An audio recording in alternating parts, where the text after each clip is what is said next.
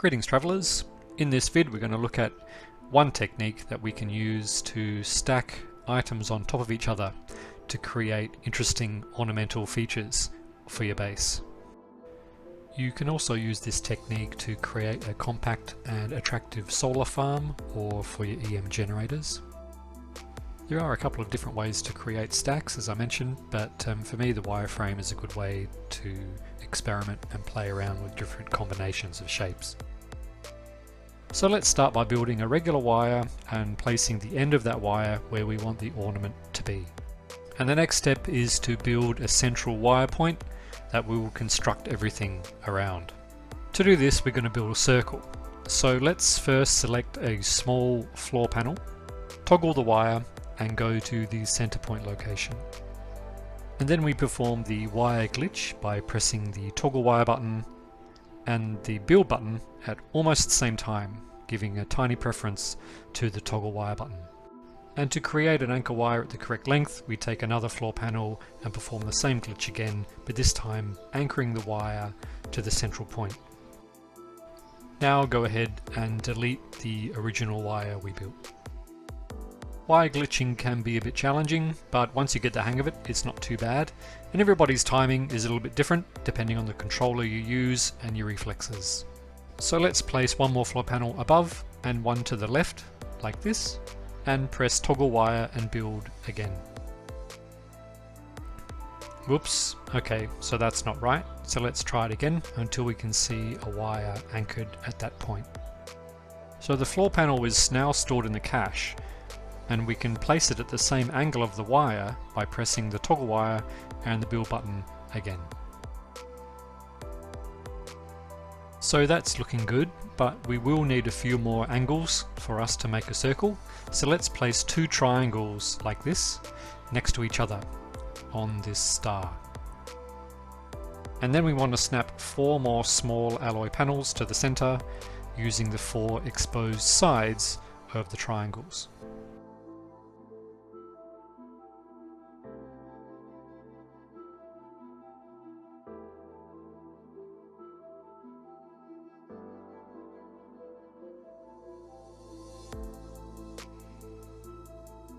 So after a quick check, we can see that we haven't missed any points. We are ready to build a wireframe around this circle so we can build items in the center.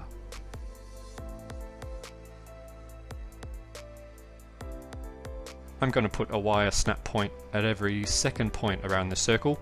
You can do every point if you wish, it's up to you. During this process you can toggle to the wire just to check to make sure that it's in the right spot.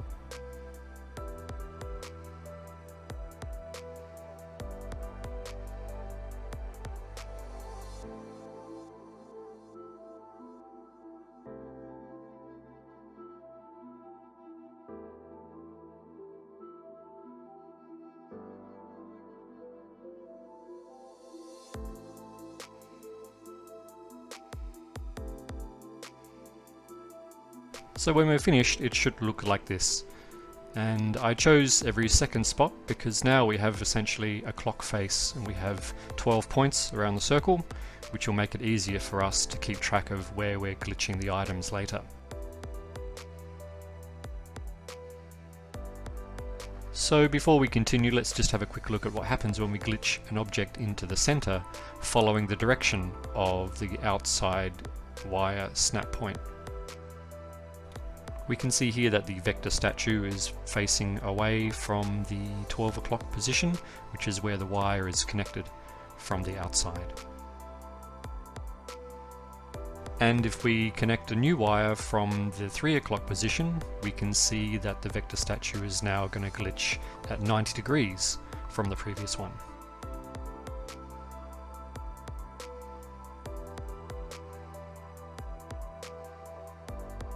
And that's the basis for how this wire glitch stacking technique works.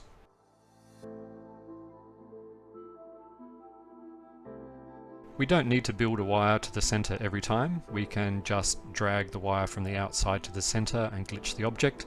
But as you can see, I did build another wire from the 6 o'clock position to the center, just in case I accidentally delete the 12 o'clock one, and if you do delete that center wire, it can be a bit of a pain to have to put in another one.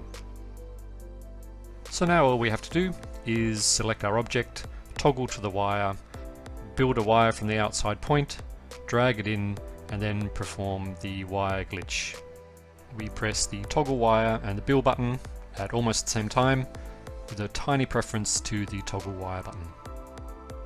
And because we have our wireframe, we can delete these objects and we can try different ones in different combinations, but of course they're all horizontal to the ground. So now let's look at how we can actually build up and create angled objects from the center as well. To do this, I'm going to use these small floor panels, and I'm going to put them in between each of the wire points just to mix it up a little bit. I'm using the alloy floor panels just because, as you can see, after the first couple, the pattern begins to form, so it makes it much easier and faster to place the rest of them.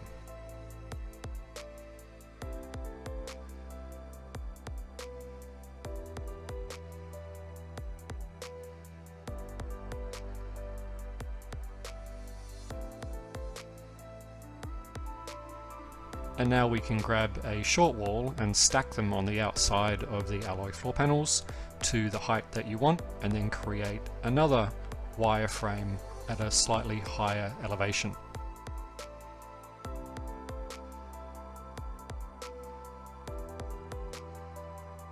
And as you can see, if we snap another object to the center, it will now follow that angled wire direction.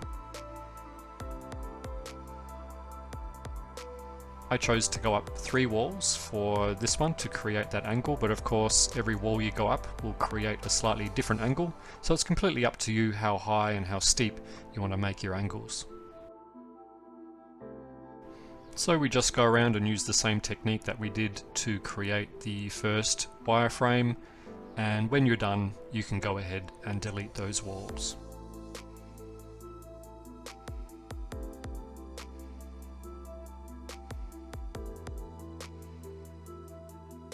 Just as a side point, if you want to create another central snap point above the one that's on the ground level, you can also use these walls.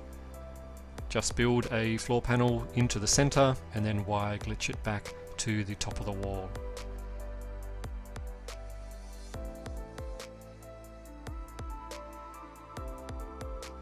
Okay, back to placing angled objects in the center.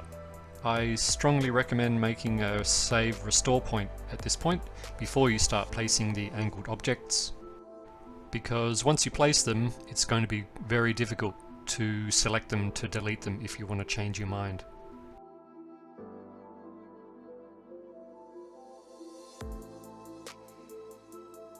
As you can see here, I'm having real trouble selecting that object to delete it now that it's in there. So my only option is to reload that restore point to get rid of it.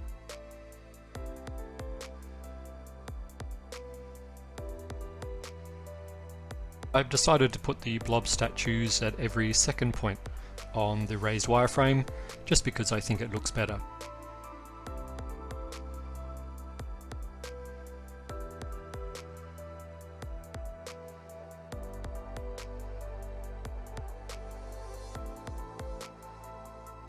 Okay, so it's looking pretty good now, I reckon. I think all I might do now is put a bio-lantern and a flaming barrel right in the center, just to give it a little bit of extra character.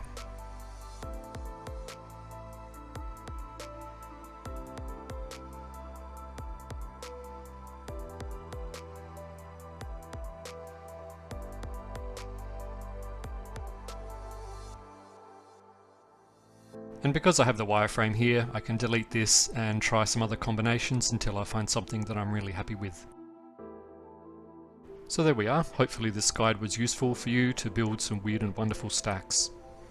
Thanks very much for watching, and we'll see you later.